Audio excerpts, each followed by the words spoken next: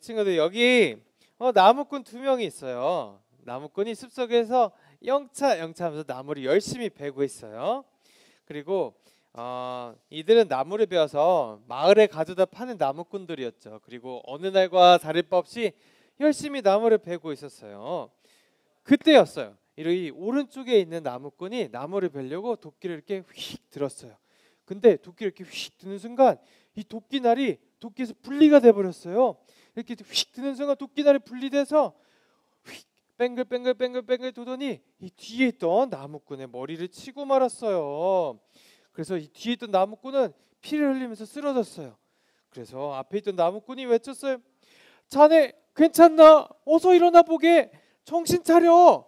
네, 근데 이 뒤에 있던 나무꾼은 쓰러져서는 대답이 없었어요. 네, 우리 친구들. 뒤에 있던 나무꾼은 그만 세상을 떠나고 말았어요. 우리 친구들, 이 앞에 있는 나무꾼이 이 친구가 미워서 그런 건가요? 아니죠. 네, 실수로 그랬어요. 그럼 혹시 이 앞에 있는 나무꾼이 그러면 계획을 세우고 몰래 그런 건가요? 몰래 이렇게 하면 되겠다고 한 건가요? 아니죠.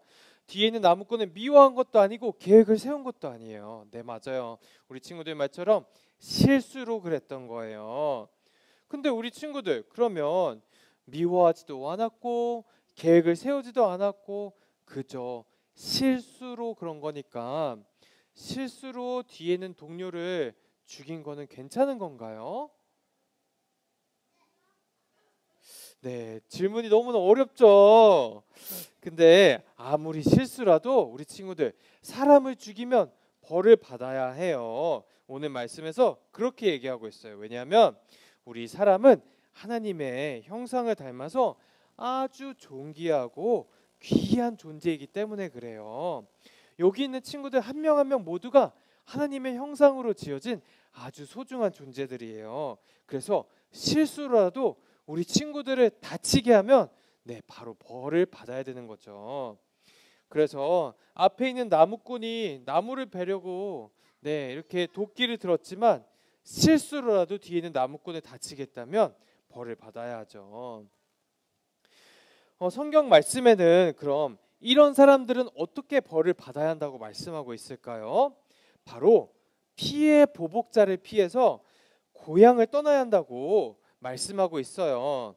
우리 친구들, 피해 보복자는 누굴까요? 바로 실수로 이렇게 목숨을 잃은 사람의 가족을 뜻해요. 네, 아니 우리 삼촌이 얼마나 성실하고 그런 착한 나무꾼이었는데 절대 용서 못해. 네, 이런 조카가 있었던 거죠. 이것처럼 이렇게 피해 보복자란 바로 실수로 죽은 사람의 가족을 뜻해요. 그리고 이렇게 사랑하는 가족을 아프게 한다면 우리 친구들 마음이 아프겠죠. 그것처럼 이렇게 피해 보복자는 이렇게 죽은 사람의 가족이 그 피를 보복할 수 있다는 그 권리를 뜻해요. 그래서 목숨을 잃은 사람의 가족은 정당하게 복수를 할 수 있었어요. 그래서 이렇게 실수로 누군가를 죽인 사람일지라도 이렇게 피해 보복자들을 피해서 고향을 떠나서 안전한 곳으로 대피해야 했어요. 그리고 이들이 안전하게 지낼 수 있는 곳을 바로 대피성이라고 했어요. 이스라엘에는 이렇게 실수로 사람을 죽인 사람들이 피할 수 있는 대피성이 골고루 퍼져 있었죠.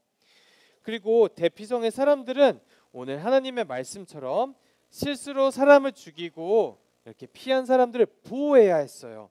그리고 이런 사람들이 공정하게 재판을 받을 수 있도록 도와야 했어요. 그러면 이렇게 대피성으로 피한 사람들은 언제까지 여기 살았을까요? 나이가 들어서 할아버지가 되어서 죽을 때까지 여기 대피성에 살아야 했을까요? 아니에요. 그때 대제사장이 죽을 때까지 이 도피성에 머물러야 했어요.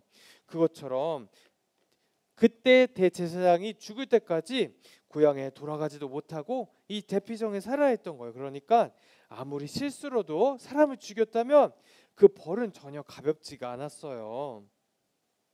근데 우리 친구들 정말 놀랄 수도 있어요. 우리 모두는 실수로 이렇게 동료 나무꾼을 죽인 사람들과 다르지 않아요. 왜냐하면 이렇게 아담과 하와가 하나님의 말씀을 어긴 후에 태어나는 모든 사람은 이렇게 마음속에 까만 마음죄를 가지고 태어나요. 근데 문제는 우리가 우리 마음속에 까만 마음죄가 있다는 것을 모르기 때문이에요.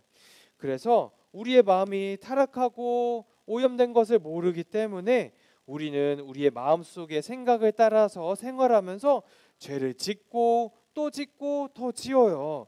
우리가 할 수 있는 것은 죄를 짓는 것밖에 없어요. 그래서 우리는 우리가 지은 죄도 모르고 그 자리에 가만히 서 있어요.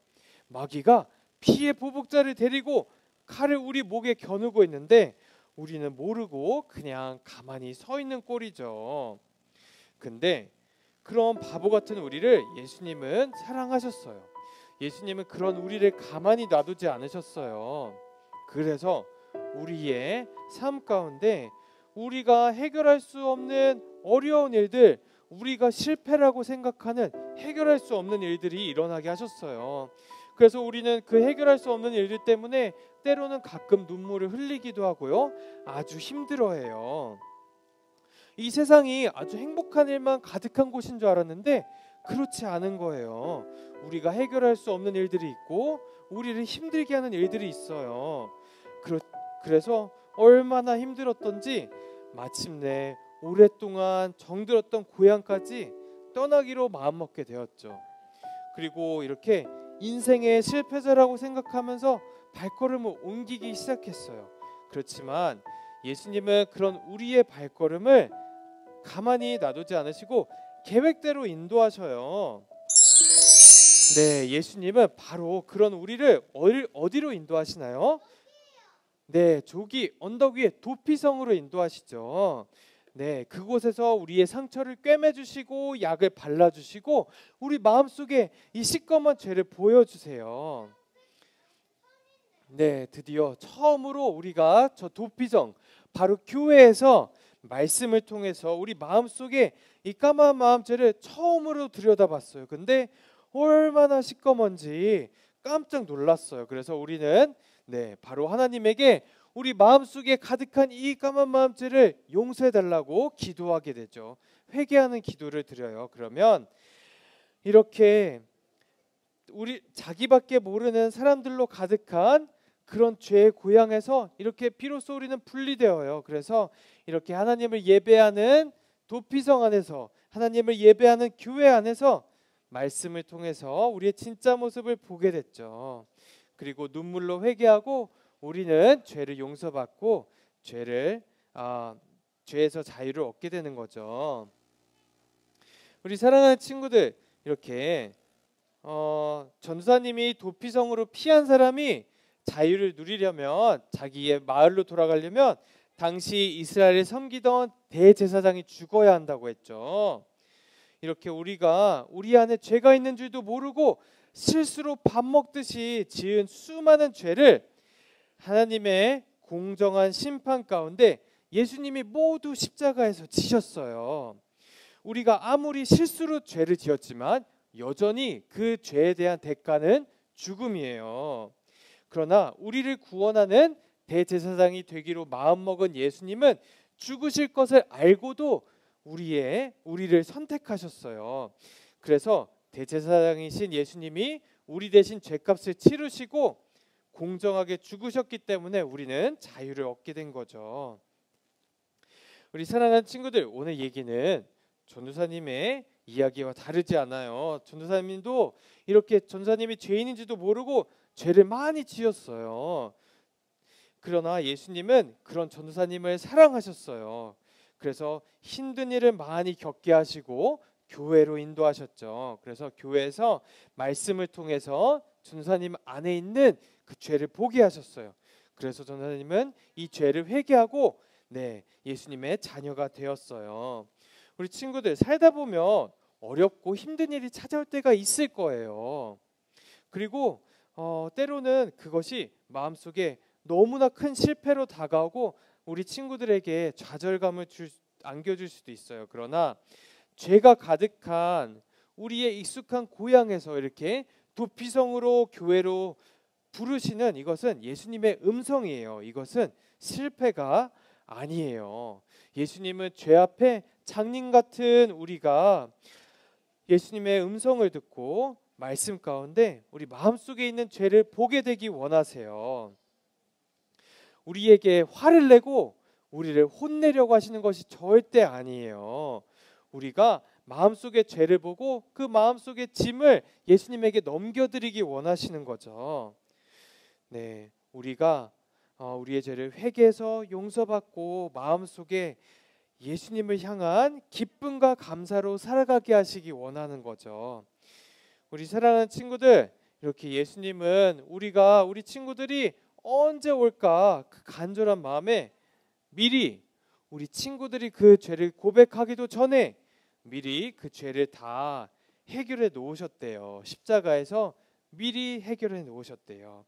그러니까 우리 친구들, 우리 예수님을 더 기다리게 하시지 않고 예수님에게 나아가서 그 죄를 고백하는 우리 친구들이 되었으면 좋겠어요. 그래서 그 마음속에 예수님이 주시는 그 평안과 놀라운 사랑을 누리면서 이 세상과 싸우면서 그렇게 한 걸음 한 걸음 나가는 우리 친구들이 됐으면 좋겠어요.